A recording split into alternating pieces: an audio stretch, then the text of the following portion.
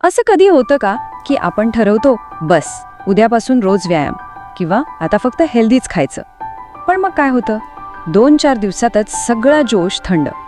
हे आपल्या सगळ्यांसोबतच घडतं नाही का? पण थांबा, आज आपण यावरच एक असा उपाय पाहणार आहोत जो इतका सोपा आहे की त्यावर विश्वासच बसणार नाही. पण स्वतःला बदलणं इतकं अवघड का असतं? यामागे ना एक सायंटिफिक कारण आहे. आणि चांगली गोष्ट काय माहितीये, यात आपली काहीच चूक नाहीये. खरं तर आपण आतापर्यंत सवयी लावण्यासाठी चुकीचाच मार्ग वापरत आलो आहोत. एक उदाहरण घेऊया. नवीन वर्षाचे संकल्प. सुरुवातीला किती जोश असतो, पण काही आठवड्यांतच सगळी हवा निघून जाते. असं का होतं? कारण आपण ध्येय खूप मोठी ठेवतो आणि फक्त मोटिवेशनवर अवलंबून राहतो. पण मोटिवेशन कसं असतं माहितीये? एखाद्या लाटेसारखं.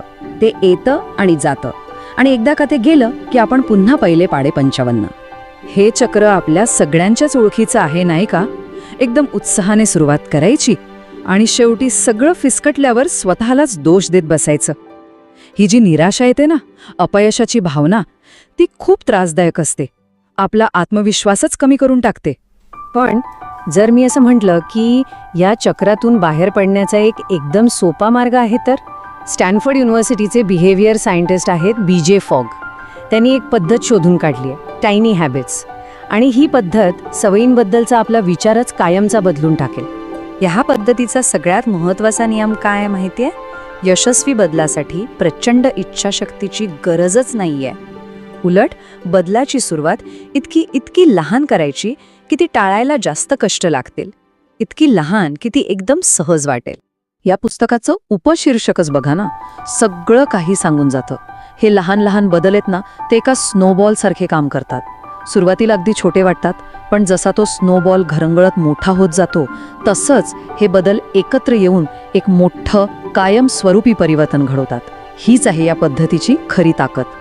ओके, तर मग आता सगळ्यात महत्त्वाचा प्रश्न, या टायनी हॅबिट्स म्हणजे या लहान सवयी प्रत्यक्षात तयार करायच्या कशा? तर याचा एक साधा सरळ फॉर्म्युला आहे. चला तो समजून घेऊया. टायनी हॅबिट्सचा मूळ आधार आहे एक फॉर्म्युला, ABC.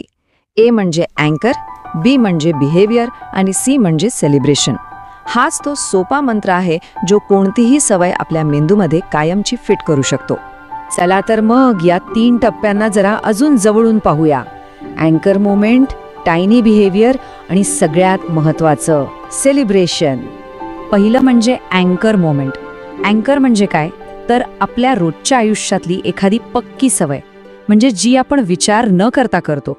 जसं की सकाळी उठल्यावर दात घासणं किंवा चहाचा कप हातात घेणं. आपण याच सवयींना एका हुकसारखं वापरणार आहोत आणि आपली नवीन सवय त्यात अडकवणार आहोत.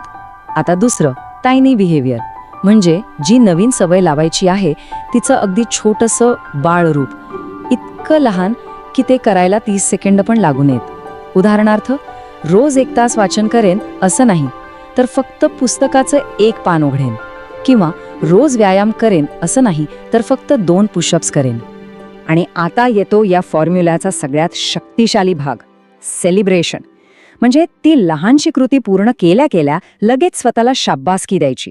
मनातल्या मनात वा मस्तच असं म्हणा, किंवा चेहऱ्यावर एक मोठं हसू आणा. याने काय होतं तर आपल्या मेंदीमध्ये डोपामाइन नावाचं एक हॅपी केमिकल रिलीज होतं आणि मग मेंदूला वाटतं, अरे वा, हे तर छान आहे, हे परत करायला पाहिजे. बरं, थिअरी तर खूप झाली. आता हे सगळं प्रत्यक्षात कसं वापरायचं ते पाहूया. म्हणजे तणाव कमी करायचा असेल, झोप सुधारायची असेल किंवा कामावर लक्ष केंद्रित करायचं असेल, तर हा ABC फॉर्म्युला कसा कामी येतो ते बघूया.